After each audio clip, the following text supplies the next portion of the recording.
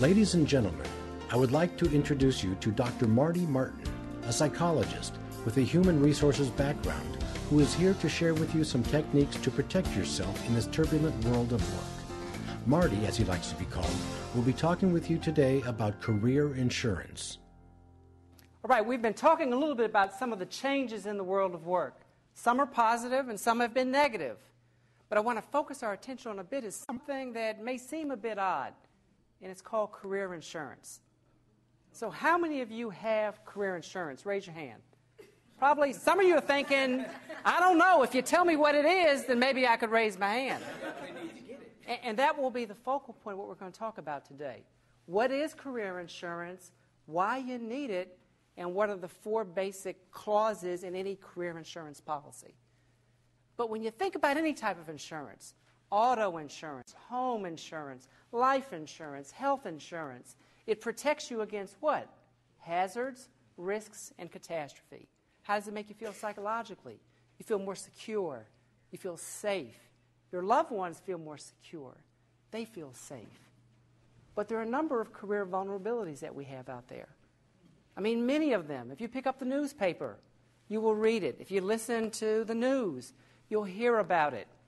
Friends and family members will share stories.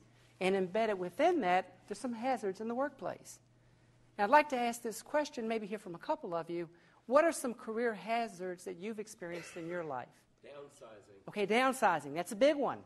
Because if you look at what's happened throughout this country, region to region to region, first it was the Rust Belt. Then what they called pink-collar workers. Now white-collar workers. Fortune magazine did a feature of white males over 50 are an endangered species in the workplace. So things are really transforming in a negative fashion. Didn't used to be that way, but now it's that way. How about for somebody else? What's another career hazard? Offshore outsourcing. Offshore outsourcing. That's a biggie right now. If you want to make people angry, you can say offshore outsourcing, except for those that are receiving the contracts. And I like to ask people, when you think about offshore outsourcing, how many of you spend over 80% of your time on a computer at work? Anybody spend over 80% of their time? Okay, now think about it. If you spend over 80% of your time on a computer at work, couldn't you do that job located somewhere else? Naturally. Okay, you could be on the beach like here in California, but actually the home office is in New York. Or you could be where? Another country where there's a cheaper labor market. Okay. So if you really think about it, if you spend more than 80% of your time on a computer, is your job at risk? I would argue it is. So one of the things we're going to talk about is how do you invest in a different skill set and how do you diversify your skills so that way you lessen your risk. Those are 2 principles of career insurance. And I'll give you 2 more. Invest in your skills and development and diversify your skill set. And we'll talk a little bit more about that as we go through the day. Yeah, I kind of want to reflect back for a moment because we've been talking about some of the career vulnerabilities, some of the risks. You mentioned downsizing. You mentioned offshore outsourcing. And it kind of takes me back when I was in graduate school. It was 1984. And I was at Rutgers University working on my doctorate in clinical psych, but I was working at AT&T because I had an interest in basically kind of psychopathology in the workplace. So why do bosses act crazy? Why do people act crazy?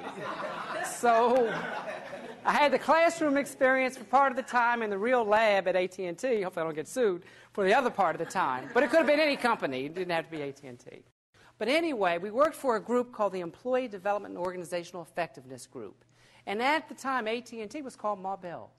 And its image was it was nurturing, it was caring, it was loving, it was paternalistic in a positive fashion.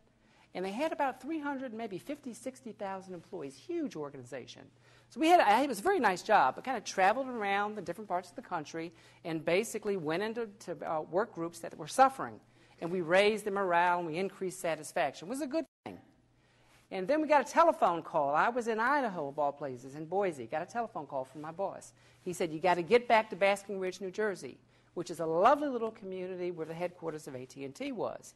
So immediately went back to Basking Ridge, New Jersey, feeling a bit nervous because my boss had never called me to get back so suddenly. And there was an older guy, and he said, as soon as I got back, he said, Marty, this ain't good. And I said, well, what do you mean it ain't good? And he said, whenever they call these special meetings, it's always something bad. Okay, so I said, ugh. I knew something was up, but I didn't know it was going to be this bad. So anyway, we came into a room like this, and there were 60 of us. And people were appropriately anxious, apprehensive. The tone was a bit somber and tense. Some people kind of laugh when they get a little bit tense, and they were being playful.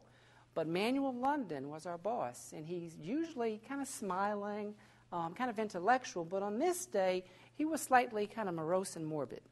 And he told us, which made me more nervous.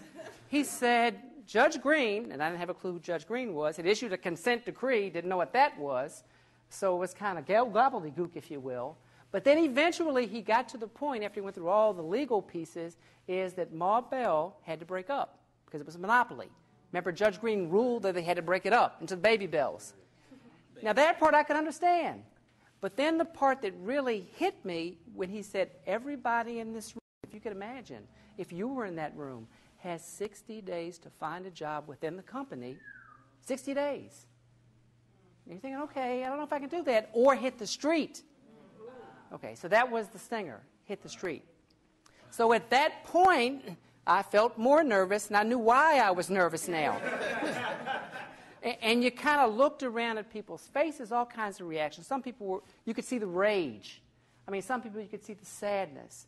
So it does bring up a lot of emotional qualities when you think about work. I knew the clock said 60 days. So what I did, I said, wait a minute, what is my unique selling advantage? USA, not United States of America, but what's my unique selling advantage? I love working with people. I love helping people, both individually and collectively.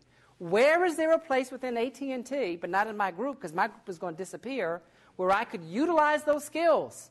The Employee Assistance Program is where I utilize those skills. So what that story told me and reminds me of all the time is identify your unique selling advantage and your unique skill assets so that way you can redeploy them, if you will, in case you need to. And then when I did that, I made sure that I made a commitment to myself to continue that throughout my career, which is partly why I'm here, so that you can do that as well for yourselves. Remember I told you about those two kind of principles, kind of invest in your skill set as well as diversify your skill set as well. And I said I was going to tell you two other things. One of these is that you really have to recognize your surroundings and really monitor what's going on. But when you monitor the changes in the workplace, you have to get somewhat comfortable with sensing things that may be disconcerting. For example, I mean, most of us hate emails, but if you slowly have half the number of emails, then, smile, but that could be a signal. If your voicemails get reduced, that's a signal. If you're not going to all the meetings or the high visibility meetings, that's a signal. If you're a manager and they take away direct reports or cut your budget a bit, that's a signal. Now, denial is good for a little period of time, but not long term. So you want to make sure that you recognize what's going on, and then you want to think about, okay, what's my step? What do I do? What's my unique selling advantage, if you will? And the last thing is enjoy. Now, my grandfather used to say this quite a bit. It really doesn't matter how much money you make per se, just as long as you can meet your basic survival needs. And let's assume that people will define that realistically, but people will define it differently. But if you enjoy what you do, a couple things will happen. In general, you will be great at it. And in general, people will recognize that. They will see value in that. And then what happens is the money comes. And not just financial money, but psychosocial money. Because if you love what you do, then there's less stress. Because the work that you do buffers you from some of the other stresses.